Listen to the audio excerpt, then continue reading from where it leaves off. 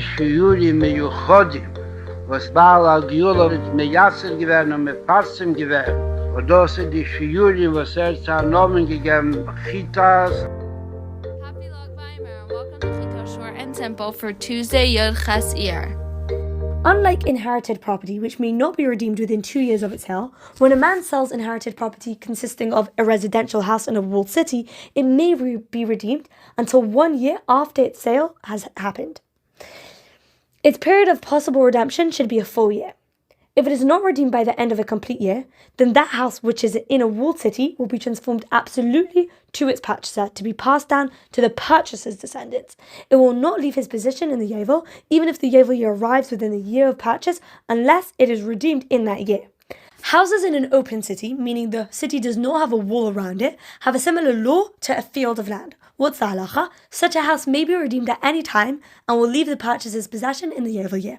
Now, regarding the 48 cities that are given to the Levium, the houses of their inherited cities will forever have a right of immediate redemption for the Levium, unlike the houses of non-Levium in walled cities which lose their right of redemption after a year. Now, if one purchases from a Levi either a house or an inherited city, it will leave the possession of the purchaser in the Yovel year, because the Levium were not given land to inherit, only cities. Therefore, the houses of the Levium cities have the same law as inherited land among the other Yidden. It never loses its right of redemption. Even if a Levi consecrates a field in one of the open areas of their cities to the Beis HaMikdash, it can never really be fully transferred to the Beis HaMikdash, and therefore the Levi will always be able to redeem it. Why? Because these cities are their eternal inheritance. Now we learn about the prohibition against taking interest. We learn that if a fellow Jew becomes needy, then you should support him before he becomes completely destitute so that he can live with you, even if he is a ger or a gerateshev, provided that he's not an idol worshipper. You should not take interest from him, for taking interest is a double sin. While this may be difficult for you, you should fear your God and help your fellow Jew to live with you. You should not lend him your money with interest, nor should you lend your food with interest.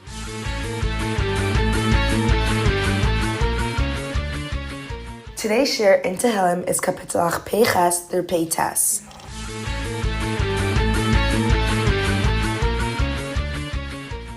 In today's Tanya, we begin Parak Mem Tes. The Alter Rebbe tells us that although the process of Tzimtzum is extrememly detailed and has many forms and levels, there's 3 general levels of Tzimtzum because of the 3 different worlds of Bria, Yitzira, and Asiyah. Now, what's the purpose of all these Tzimtzum? And the Alter Rebbe tells us the purpose of these Tzimtzum and of the creation of all the higher worlds and beings is only for the purpose of the creation of man, and that means you, who will serve Hashem by overcoming the Sitra Achra and converting darkness into light.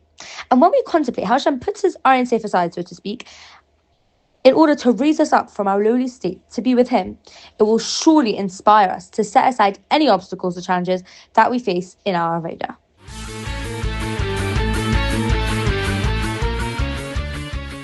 Lag Baomer was a very special day for the Mitzvah Rebbe. He and the Hasidim would go to the fields together, and even though he usually couldn't drink for health reasons, on that day he would drink mashka. Many miracles happened then, especially couples who were blessed with children. Because of this, people would wait all year for Lag Baomer.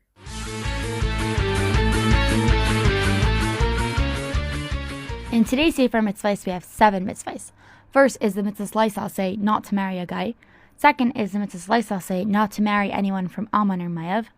Third is the mitzvah Laisaseh, not to marry an Egyptian who converted for 3 generations. Fourth is the mitzvah Laisaseh, not to marry an Adaimi who converted for 3 generations. Fifth is the mitzvah Laisaseh, not to marry a mamzer. Sixth is the mitzvah Laisaseh, that a man who is unable to have children may not marry a Jewish woman. And 7th is the mitzvah Laisaseh, that it's forbidden to cause a man not to be able to have children. Thank you for listening to today's Chitas Short and Simple.